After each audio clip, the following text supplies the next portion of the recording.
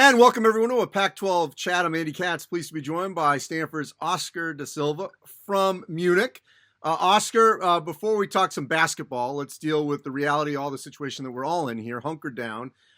Take me through, first of all, the process of when you were told, hey, you got to get out. If you're going to get out, go back home when you can and get to Germany. How did that all transpire? Well, everything kind of started during the Pac-12 tournament. We played our first game there, and then after the game in the locker room, we already got the news that the NBA was going to suspend their play, and then we all kind of figured that the NCAA was going to follow up with the same measures, and then headed back to campus and got the news the next day that the whole NCAA tournament was going to be canceled. And then I was originally going to stay at Stanford, but the situation got a lot worse, and then they started closing down restaurants first and public spaces, and then gyms and everything. So then I thought, if there's no possibility for me to work out and stay in shape, which I was gonna do over there, then might as well come home and spend the quarantine with my family and the people that I love. So I flew back here about 2 weeks ago, 2.5 weeks, and I'm gonna be here until further notice. So what was that trip like in this chaotic time of limited flights and obviously not a lot of people even flying? What was that like actually to get to Germany?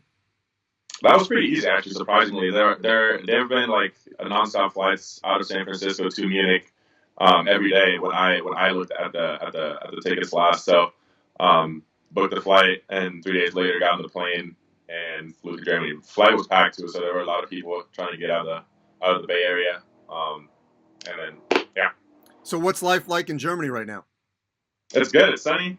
I know it's raining in the Bay Area right now, so it's definitely an upgrade.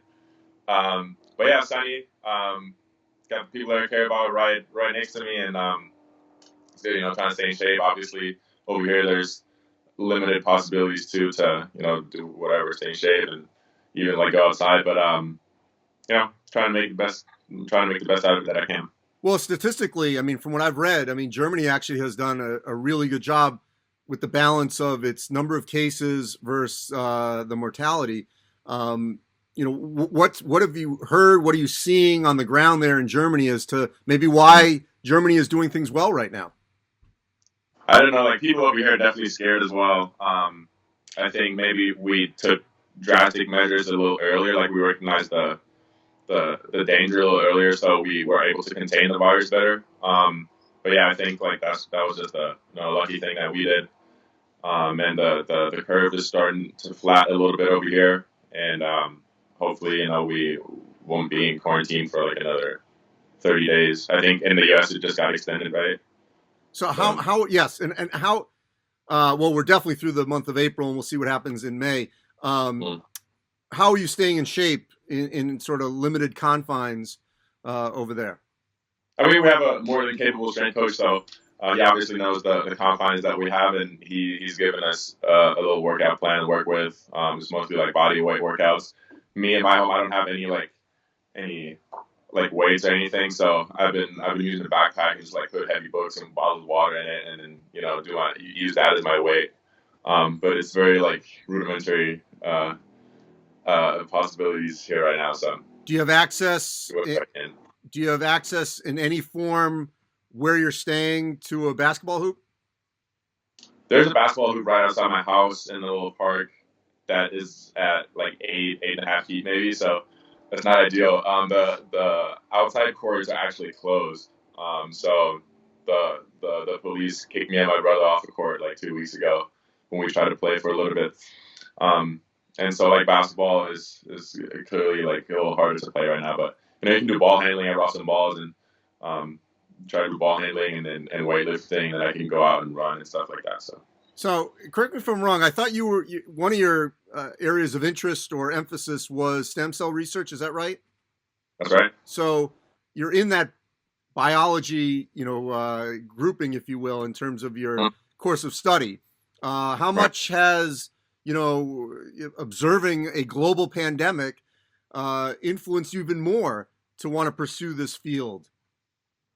It's cool. I think it's that's like kind of one of the things that reminds me why I kind of like find this stuff so interesting. Like you think about it, that's just like a tiny little like virus particle that spreads throughout the whole world, like has the power to like shut down an entire nation, and nations across the world.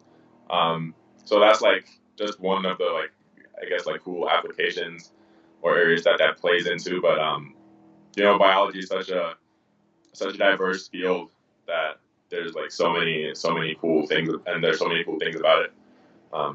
Yeah. All right, so let's go on the court. First of all, last thing about health. I'm so glad that you recovered pretty quickly from your freak accident when you collided with Evan Batty from Colorado. Yeah. Looking back on that, I don't know if you've seen the video or not, but I mean, when you think about how scary that was, how thankful are you that it only ended up being a short recovery before you were cleared to be back on the court? I've seen the video. It was a very, kind of unlucky fall. I think all things considered, I was, pretty lucky that I didn't really have much more going on than a mild concussion afterwards. And I had to sit out one game. That was my first game I had to sit out my collegiate career. So that was a new experience. But I know it wasn't intentional at all. Evan is a great guy. He came to the game. He came up to me after the game and made sure that everything was fine. And it's just one of the things that happens in sports. And then another thing that was really cool afterwards was kind of the aftermath that you can see unfold in the arena, and it was like just really, really cool to see that, like see the two teams and two programs come together like that after that fall. So we don't know about Terrell Terry. He declared for the draft, but he's keeping his options open. I still think, and I've got you guys ranked in my Power 36, that regardless, when the season starts, hopefully on time, that Stanford's not going to sneak up on anyone. That you guys will be expected to be a Pac-12 title contender and an NCAA tournament team. What do you think? I think we established that throughout the course of the season.